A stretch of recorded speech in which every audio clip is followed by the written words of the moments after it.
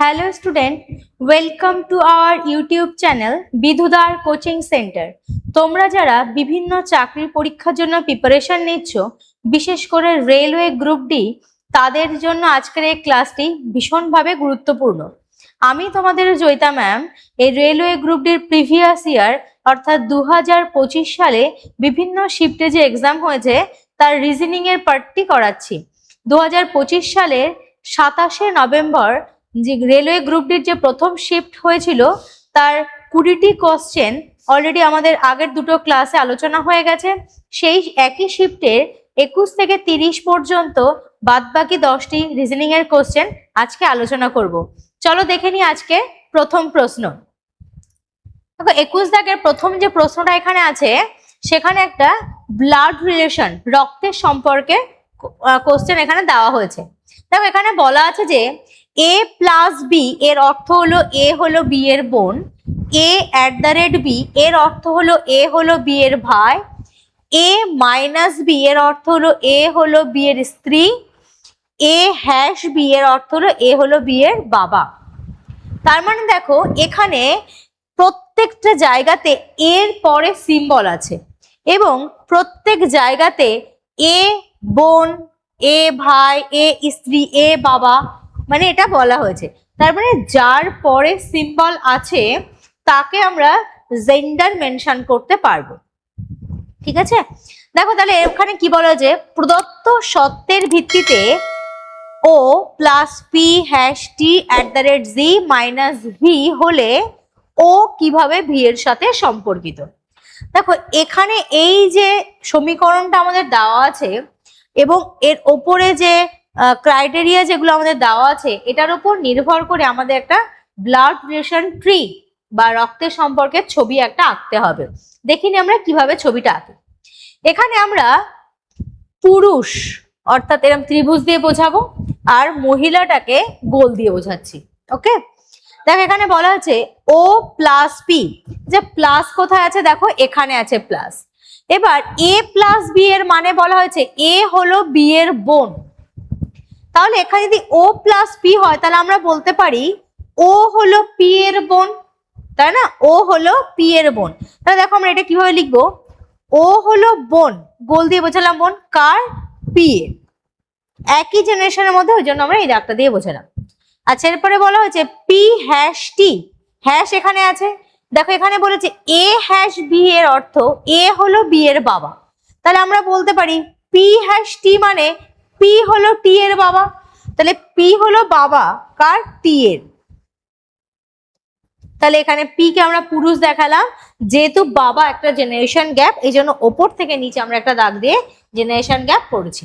ওকে, এরপর দেখো বলা হয়েছে টি @ জি, তাহলে @ মানে কি বলা আছে, এ @ বি এর অর্থ হলো এ হলো বি এর ভাই, তাহলে এখানে আমরা বলতে পারি টি হলো জি এর ভাই, টি @ জি যেহেতু বলা হয়েছে তাহলে টি হলো ভাই কার? জি এর। এখানে টি কে আমরা ছেলে মেল ধরে নিয়েছি এবং যেহেতু একই জেনারেশন ভাই বোন ওই জন্য পাশাপাশি দাগ দিয়ে বুঝেছি। তারপরে বলা হয়েছে দেখো জি মাইনাস ভি, মাইনাস মানে কি বলা হয়েছে, দেখো এখানে এ মাইনাস বি এর অর্থ এ হলো বি এর স্ত্রী, তাহলে এ হলো স্ত্রী কার? বি এর, তাহলে জি মাইনাস ভি যদি আমরা করি তাহলে বলতে পারি কি জি হলো ভি এর স্ত্রী। দেখো জি হলো স্ত্রী কার? ভি এর, যেহেতু স্বামী স্ত্রী বলা হচ্ছে তাহলে এই জন্য আমরা এখানে, এবং এই একটাই মাত্র সম্পর্ক আছে যেখানে কিনা আমরা বোথ সাইডের জেন্ডার মেনশন করতে পারি। একটা স্বামী স্ত্রীর সম্পর্কে একজন স্ত্রী তো আরেকজন স্বামী অবশ্যই, তাই না? তাহলে এখানে কি হয়ে যাবে? ভি। আচ্ছা, এবার দেখো এখানে কি বলা হয়েছে, ও কিভাবে ভি এর সাথে সম্পর্কিত, তার মানে হলো ওকে ভি কি বলে ডাকবে, এই ভি ওকে কি বলে ডাকবে। দেখো স্ত্রী, স্ত্রীর ভাই হলো শ্যালক, শ্যালকের বাবা স্ত্রীর বাবা একই ব্যক্তি, তাহলে বাবার এটা বাবা হলে তাহলে কি ভি এর এটা কে হয়ে যাবে? শ্বশুর মশাই, শ্বশুর মশাইয়ের স্ত্রী কি হয়ে যাবে? শাশুড়ি মা, তাই না? বা স্ত্রীর মা। তাহলে এখানে আমরা কি বলতে পারি, ভি ওকে, ভি হলো ও হলো কি হবে? ভি এর স্ত্রীর মা। অপশন বি হয়ে যাবে 21 দাগের কোশ্চেনের কারেক্ট অ্যান্সার। বোঝা গেছে? নেক্সট কোশ্চেন আমরা দেখে নিই।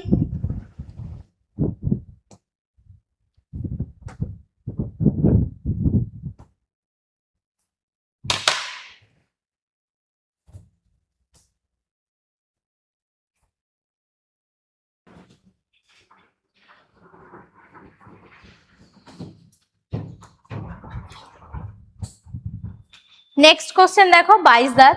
এখানে বলা হয়েছে মধুর তার ক্লাসের প্রথম দিক থেকে অষ্টম 58তম এবং শেষের দিক থেকে ষষ্ঠ স্থান অধিকার করেছে।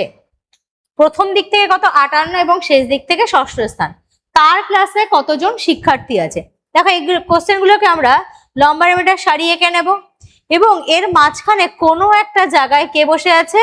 মধু বসে আছে, তাই না? এবার বলেছে যে প্রথম দিক থেকে ওর অবস্থান কত? 58তম এবং শেষ দিক থেকে ওর অবস্থান কত? ষষ্ঠ। তাহলে এই শ্রেণীতে টোটাল কতজন আছে? এর আগের দিনের ক্লাসে আমরা আলোচনা করছি এই সেম কোশ্চেন আর একটা ছিল আমাদের ডাটাগুলো চেঞ্জ করা। এখানে এই একটা সারি বা লাইনের যে কোনো একটা বিন্দু বা পজিশনের ডান দিক থেকে বা বাঁ দিক থেকে উভয় দিক থেকে যদি আমরা দুটো পয়েন্ট জেনে দুটো মান জানতে পারি তাহলে কি করব? আমরা এই মান দুটোকে যোগ করে দেবো। 8 আর 6 14, 4 হাতে হলো 1, 5 আর 1 6, 64। তার থেকে -1 করব। তাহলে এখানে অ্যান্সার হয়ে যাবে কি 63। এখানে অ্যান্সার হয়ে যাবে 63, অপশন ডি। দেখো এখানে -1টা কেন করলাম? যেহেতু বাঁ দিক থেকে এবং ডান দিক থেকে দুবার কাউন্ট করা হয়েছে এবং মধুকে দুবারই কাউন্ট করা হয়েছে। বাঁ দিক থেকে একবার মধু কাউন্ট করা হয়েছে, ডান দিক থেকে একবার মধুকে কাউন্ট করা হয়েছে।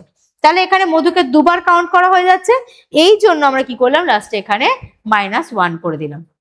বোঝা গেছে? নেক্সট কোশ্চেন দেখে নিই।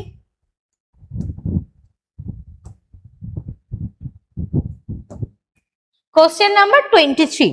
দেখো এখানে কি বলা হয়েছে? এখানে একটা বিবৃতি সিদ্ধান্ত সিলক কোশ্চেন দেওয়া হয়েছে। দেখো বিবৃতিতে কি বলা হয়েছে? কিছু পিৎজা হলো কাপকেক। কিছু পিৎজা, এটাকে আমরা ভেন ডায়াগ্রামের ছবির মতো এঁকে করব। দেখো বলা হয়েছে পিৎজা, কিছু পরিমাণ পিৎজা আমাদের কি? কাপকেক। আচ্ছা, এ বলছে সব বান হয় কাপকেক। সব বান, তাহলে সব বান, তাহলে এই কাপকেকের মধ্যে হয়ে যাবে বান। বোঝা গেছে? দেখো প্রথম থেকে আমি একটু বলে দেখি, কিছু পিৎজা হয় কাপকেক, এই পুরোটা পিৎজা, এর এই কিছুটা পরিমাণ হলো ওটা কি? আমাদের কাপকেক। এবং বলছে সব বান হয় কাপকেক, তাহলে এইটা হলো বান, তাহলে এই বান কি? পুরোটাই হলো কাপকেক, তাই না? এবার দেখো সিদ্ধান্তে কি বলা হয়েছে। সিদ্ধান্তে দেখো বলা হয়েছে কিছু পিৎজা হয় বার্ন। দেখো পিৎজা এখানে, বার্ন এখানে, এদের দুজনের মধ্যে কি কোনো সম্পর্ক আছে? নেই। তাহলে একটা জিনিস এখানে আমাদের মাথায় রাখতে হবে, মানে বিবৃতিতে যে দুটোর মধ্যে কোনো রকম সম্পর্ক আমাদের বলে দেয়নি, তাদের সেই দুজনের মধ্যে যাবতীয় যা কিছু সম্পর্ক বলবে সব মিথ্যা হবে। বোঝা গেল কি বললাম?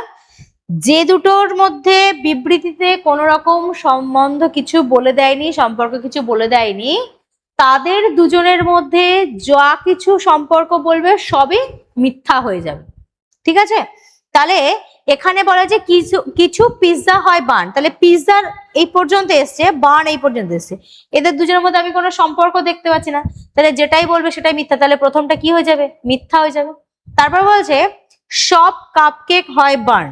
দেখো এখানে আমি সব বার্ন কাপকেক বলতে পারি, কিন্তু সব কাপকেক কি বার্ন বলতে পারি না। আমি এখানে বলতে পারি কিছু কাপকেক হলো বার্ন, তাই না? তাহলে সব কাপকেককে কিন্তু আমি বার্ন বলতে পারি না, তাহলে এই কথাটিও সত্য নয়। তাহলে এখানে দেখা যাচ্ছে সিদ্ধান্তের 1 এবং 2 কোনোটি অনুসরণ করছে না, দুটোই মিথ্যা। তাহলে সেটা অপশন কোথায় আছে? অপশন সি তে আছে। তাহলে এই কোশ্চেন আমাদের কারেক্ট অ্যান্সার হয়ে গেল কি? Option C. নেক্সট দেখে নাও।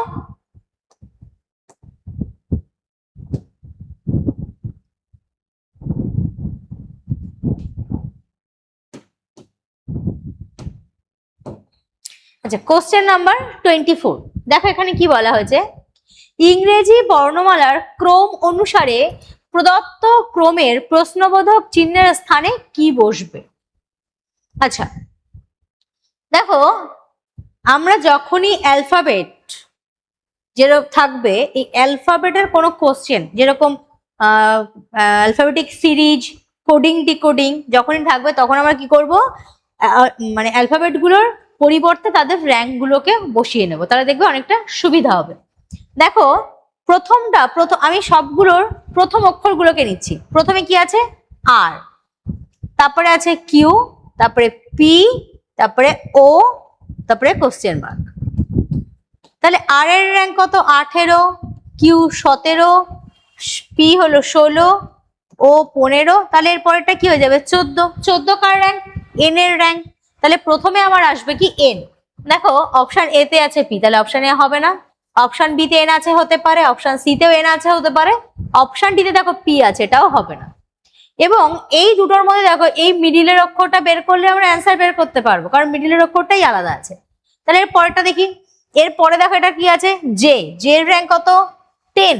তারপরে আছে আই। আই এর র্যাঙ্ক কত? 9। এইচ। এইচ এর র্যাঙ্ক কত? 8। জি। জি এর র্যাঙ্ক হলো 7।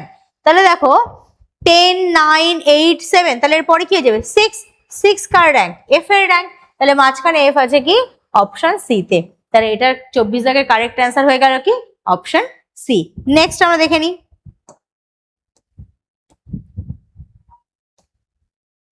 Question number 25। এখানে বলা হয়েছে আর4 একটি নির্দিষ্ট পদ্ধতিতে UQ-14 এর সঙ্গে সম্পর্কিত। অনুরূপভাবে II8 সম্পর্কিত LH-10 এর সঙ্গে অনুরূপ যুক্তিতে MO12 নিচের কোন বিকল্পটির সঙ্গে সম্পর্কিত? তাহলে এটা, এই কোশ্চেনটা কিন্তু আমাদের কোডিং ডিকোডিং থেকে এসেছে, তাই না? এই যে সেটটা আমরা করছি, এর আগে যে দুটো ক্লাস হয়েছে সেই ক্লাসগুলো যদি তোমরা করে আসো তাহলে বুঝতে পারবে এখানে কিন্তু শুধু ডাটাগুলো চেঞ্জ করে দিয়ে সেম কোশ্চেন দেওয়া হয়েছে, শুধু ডাটা চেঞ্জ। কোশ্চেন চ্যাপ্টার প্রায় একই, মানে 2-4টে চ্যাপ্টার থেকে রিপিট করে করে দিয়েছে, শুধু ডাটাগুলো চেঞ্জ করে, এবং নিয়মগুলো একই আছে। কোডিং ডিকোডিং তো অনেক পদ্ধতি আছে, তাই না? কিন্তু এই সেম পদ্ধতিরই আর একটা আগে দিয়েছিল আবার এই কোশ্চেন। দেখো এখানে কি বলা হয়েছে? প্রথমটাতে বলা হয়েছে আর4। দেখো আর এর র্যাঙ্ক কত? 18। তারপর আর এর র্যাঙ্ক কত? 18। তারপর এখানে 4। আচ্ছা, এখানে যদি বলা হয় UQ-14, তাহলে এখানে দেখো ইউ এর র্যাঙ্ক কত? 21, কিউ এর র্যাঙ্ক কত? 17, আর এখানে বলা হয়েছে -14। আমি যদি অক্ষরগুলোকে মুছে দিই তাহলে দেখো 18 থেকে 21 কি করে হলো? 18 থেকে 21 দেখো এখানে আমরা 3 যোগ করে পেয়েছি, তাই না?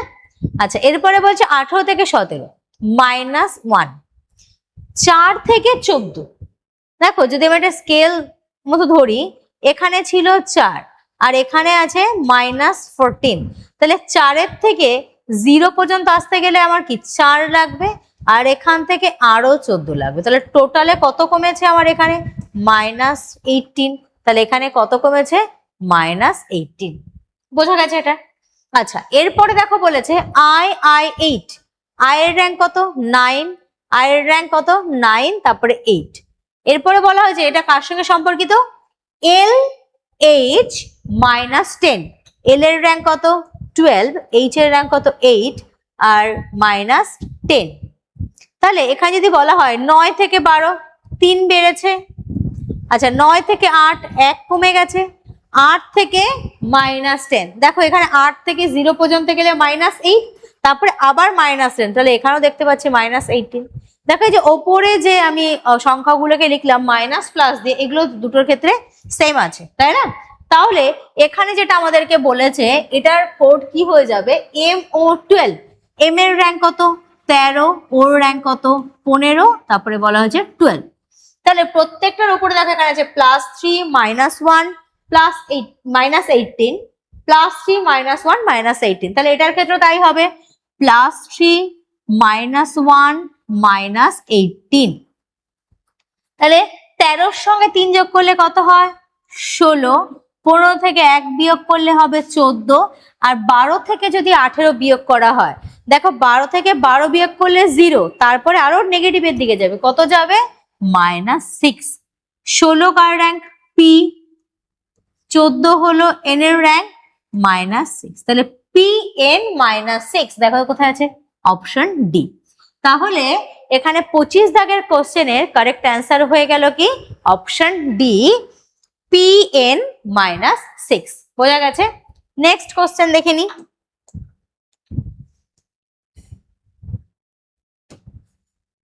Question number 26। দেখো এখানে একটা ডিরেকশনের কোশ্চেন দেওয়া হয়েছে, ডাইরেকশন বা ডিরেকশন, দিক নির্ণয়। কি বলা হয়েছে? অজয় পি বিন্দু থেকে যাত্রা শুরু করে পশ্চিম দিকে 16 কিমি গাড়ি চালায়।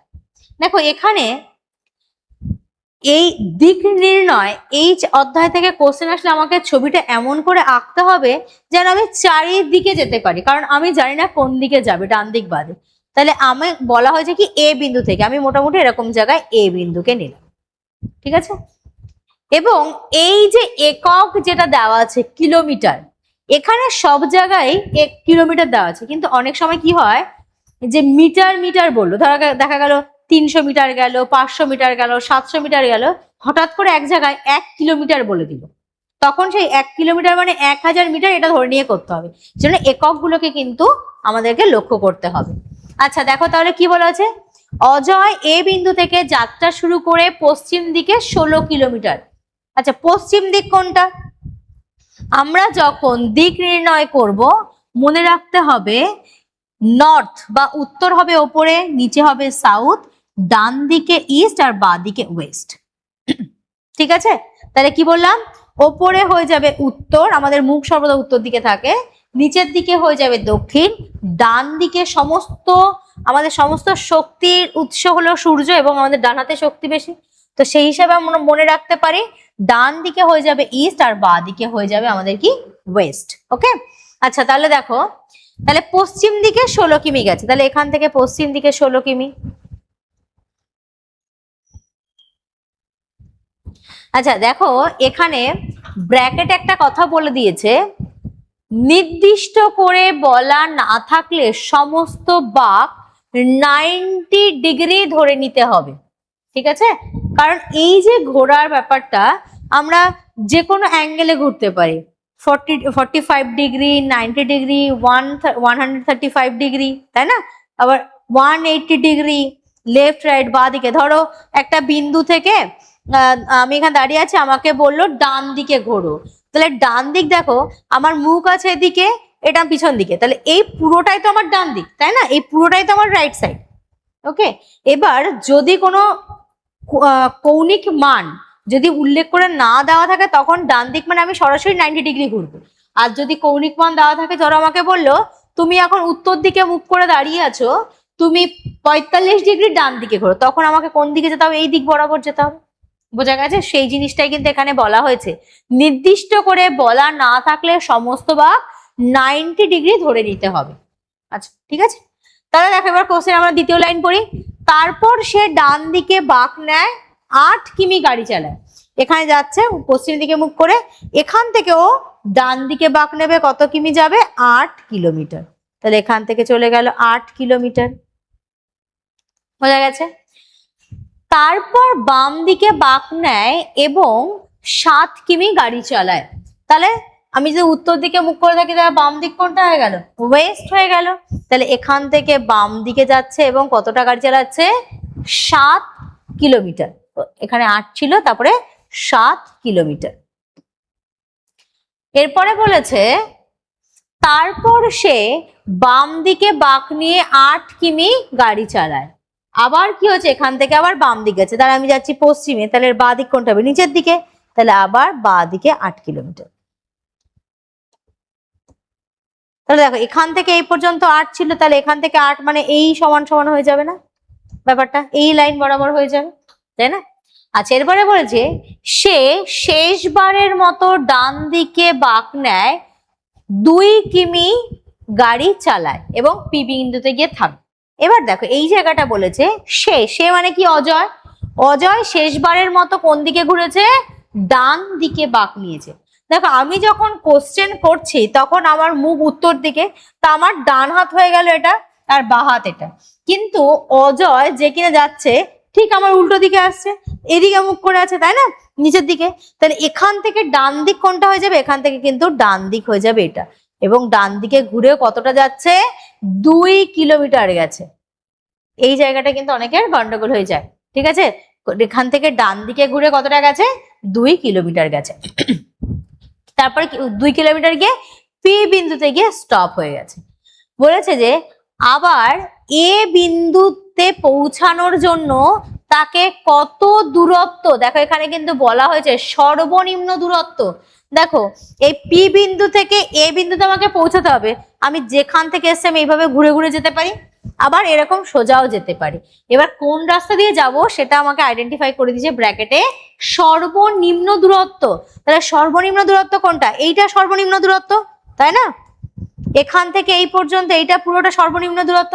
তাহলে বলা হয়েছে কোন দিকে গাড়ি চালাতে হবে, কত সর্বনিম্ন কত দূরত্ব এবং কোন দিকে। তাহলে সর্বনিম্ন দূরত্ব দেখো এখান থেকে এই পর্যন্ত ছিল কত, 16 কিলোমিটার। তারপরে এখান থেকে এটা কত ছিল, 7। তাহলে আমি বলতে পারি কি এখান থেকে এই পর্যন্ত ছিল 7 কিলোমিটার, তারপরে এই জায়গা থেকে এই পর্যন্ত কত আছে, 2 কিলোমিটার। এই টোটালটা তো যেতে হবে। তাহলে কত হয়ে যাবে দেখো, 7 আর 2 9 আর 16 25 কিলোমিটার। দেখো 25 কিলোমিটার একটা জায়গাতেই আছে, এটাই অ্যান্সার। এবার যদি আমার আর একটা অপশনে 25 কিলোমিটার থাকতো তখন আমাকে কি করতে হতো, এই দিক যেটা বলেছে সেটা কনফার্ম হতে হতো। এবার ও বলেছে যে পি বিন্দু থেকে এর দিকে যাবে, তার মানে কি এখান থেকে এই দিকে যাবে। এই যে আমরা এখানে করেছি এখান থেকে এই দিকে মানে কোন দিক, ইস্টে, তার জন্য এখানে পূর্ব।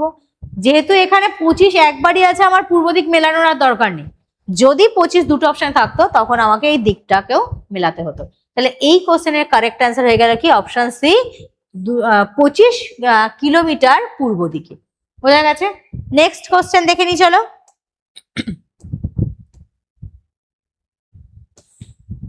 Question number 27।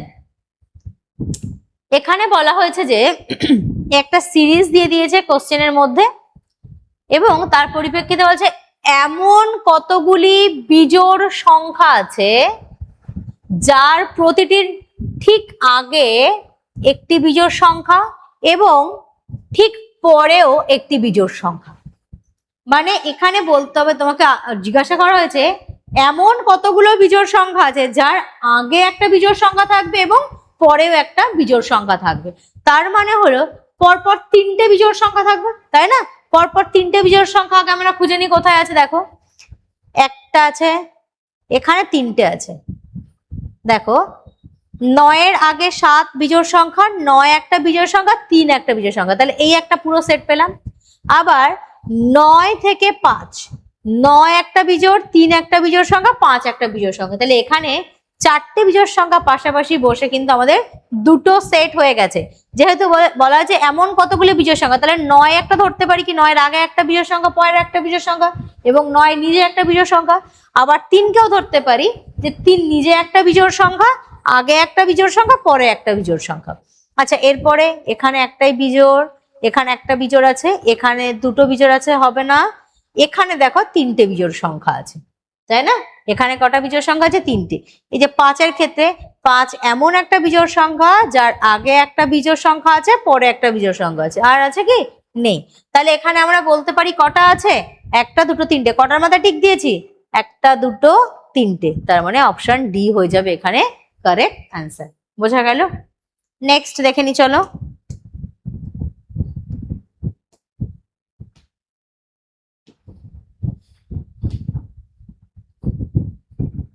আঠাশ দাগ, 27 দাগ আর 28 দাগ দেখো একই কোশ্চেন, শুধু ক্রাইটেরিয়া এখানে আলাদা বলে দিয়েছে। এখানেও একটা সিরিজ দিয়ে দিয়েছে এবং কি বলা হয়েছে, এখানে বলা হয়েছে যে উপরের ক্রমে এমন কতগুলি সংখ্যা আছে যাদের প্রত্যেকটির ঠিক আগে একটি পূর্ণবর্গ সংখ্যা এবং ঠিক পরেও একটি পূর্ণবর্গ সংখ্যা। মানে দেখো এখানে সংখ্যা জোড় হতে পারে, বিজোড় হতে পারে, সেই সংখ্যাটা নিজে পূর্ণবর্গ বা অন্য যা কিছু হতে পারে, কিন্তু সেই সংখ্যাটার আগে একটা পূর্ণবর্গ সংখ্যা থাকবে এবং সেই সংখ্যাটার পরে একটা পূর্ণবর্গ সংখ্যা থাকবে। তাহলে চলো আগে দেখে নি। 4 তো একটা পূর্ণবর্গ সংখ্যা, কিন্তু এটা না, হবে না। আচ্ছা এখানে 8 একটা পূর্ণবর্গ সংখ্যা, একটা বাদ দিই, আর একটা এখানেও পূর্ণবর্গ সংখ্যা নয়। আচ্ছা এখানে 1 একটা পূর্ণবর্গ সংখ্যা, কিন্তু 2 নয়। 8 দেখো 8 একটা পূর্ণবর্গ সংখ্যা মানে কি স্কোয়ার। 8 কত স্কোয়ার, 8 না সরি এটা তো কিউব সংখ্যা, পূর্ণবর্গ তো নয়, দাঁড়াও দেখিনি।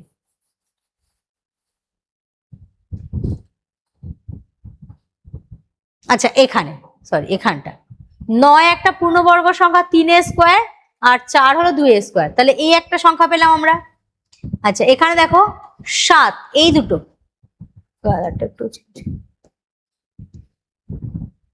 এখানে 7, 4 একটা পূর্ণবর্গ সংখ্যা এবং এখানে এই 4 একটা পূর্ণবর্গ সংখ্যা, তাহলে এই একটা সেট পেয়ে গেলাম। আচ্ছা এটা হবে না, এখানে এটা হলো না, আচ্ছা এই একটা সেট আমরা বলতে পারি 3 এর ক্ষেত্রে, কারণ 4 হলো 2 এর স্কোয়ার আর 1 হলো 1 এর স্কোয়ার, তাই না? এই একটা আমরা সংখ্যা ধরতে পারি, এখানে 4টাকেও ধরতে পারি 4, কারণ এই 1 1 এর স্কোয়ার আবার এই 1 1 এর স্কোয়ার, তাহলে এই একটা ধরতে পারি। আর আছে, আর দেখো কোথাও নেই, তাহলে এখানে আমরা কটা এরকম সেট ধরতে পারি আমরা, এখানে দেখো 4টে সেট, এই একটা এই একটা এই একটা আর এই একটা। কারণ দেখো এখানে অনেকের আমার মনে হতে পারে 1 কে কি ধরা যাবে, অবশ্যই, কারণ 1 এর স্কোয়ার তো একই, 1 পূর্ণবর্গ সংখ্যা, পূর্ণ ঘন সংখ্যা, তাই না? তার জন্য এখানে হয়ে যাবে, তাহলে এখানে টোটাল কটা হয়ে যাবে, 4টি হয়ে যাবে, 4টি সেট হয়ে যাবে এখানে। তাহলে 28 দাগের কোশ্চেনের অ্যান্সার হয়ে গেল অপশন বি 4টি। নেক্সট কোশ্চেন দেখো,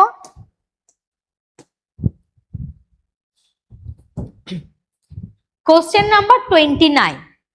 এখানে একটা বিবৃতি সিদ্ধান্ত দেওয়া হয়েছে, বলা হয়েছে কিছু হ্যাট হয় ক্যাপ, কিছু পরিমাণ হ্যাট হলো ক্যাপ। দেখো তাহলে ছবিটা আমরা কিভাবে আঁকবো,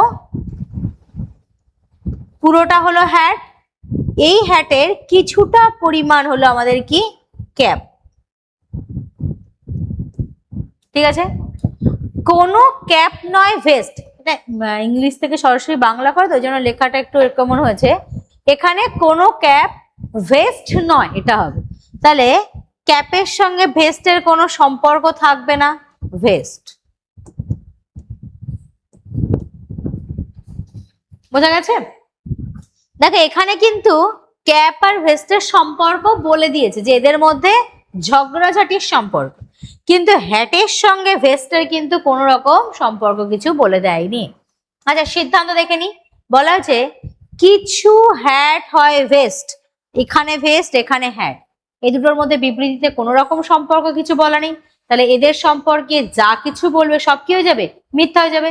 বিবৃতিতে যাদের মধ্যে কোনো সম্পর্ক তৈরি করা যাবে না, সিদ্ধান্তের ক্ষেত্রে তাদের সম্পর্কে যা বলবে সব কি হয়ে যাবে, মিথ্যা হয়ে যাবে, তাহলে কিছু হ্যাট হয় ভেস্ট এটা কি হয়ে যাবে, মিথ্যা হয়ে যাবে। তারপর বলা হয়েছে কিছু ক্যাপ হয় হ্যাট, কিছু ক্যাপ, অবশ্যই দেখো এই হ্যাটের কিছুটা অংশ যদি ক্যাপে থাকে তাহলে আমরা বলতে পারি ক্যাপের কিছুটা অংশ হ্যাট, তাই না? তাহলে নিচেরটা অবশ্যই সঠিক, তাহলে আমরা এখানে বলতে পারি কি শুধুমাত্র 2 সিদ্ধান্ত অনুসরণ করে, তাহলে অপশন এ হয়ে যাবে এখানকার কারেক্ট অ্যান্সার। বোঝা গেছে? নেক্সট দেখো, কোশ্চেন নাম্বার 30। আমরা যে সেটটা করছি এই সেটের এটাই হলো লাস্ট কোশ্চেন এবং আজকের ক্লাসেরও এটা লাস্ট কোশ্চেন।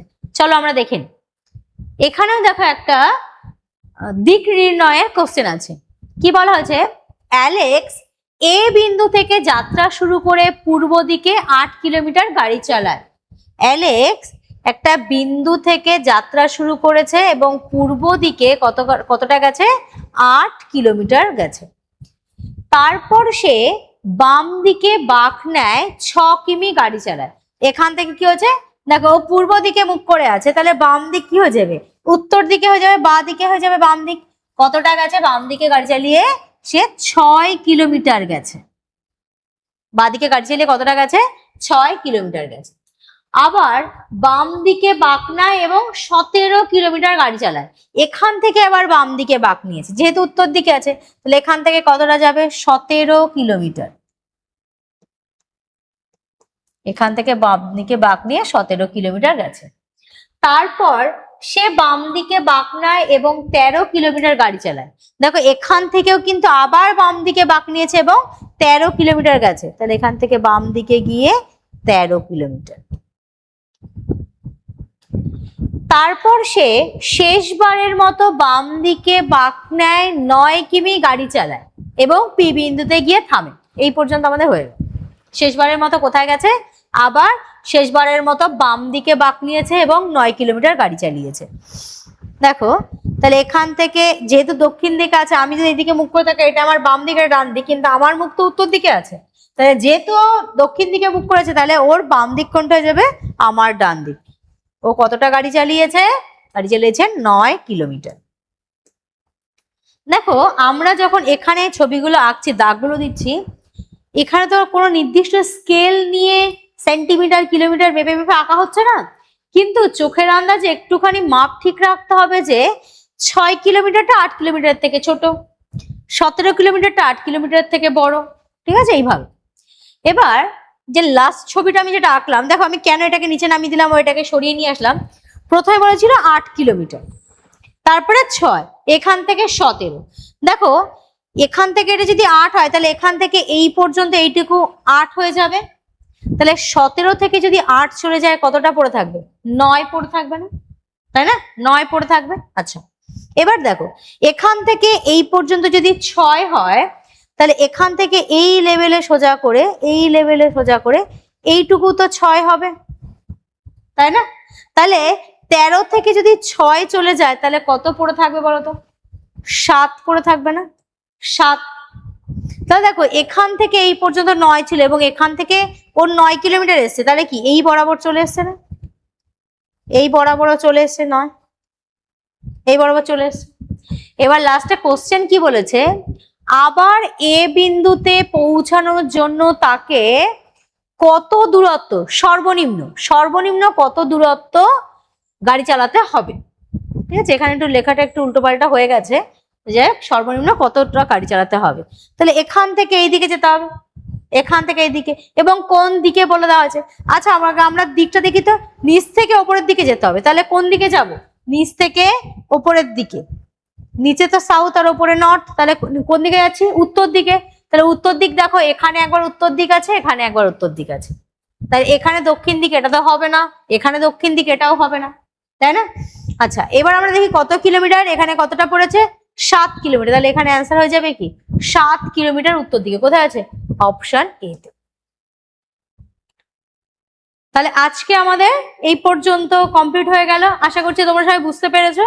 আমরা এর পরবর্তী বিভিন্ন ক্লাসে 2025-এর যতগুলো সেট হয়েছে চেষ্টা করো প্রত্যেকটা সেটের রিজনিং এর পার্ট সবগুলোই সুন্দরভাবে আলোচনা করে দেওয়ার জন্য। ওকে।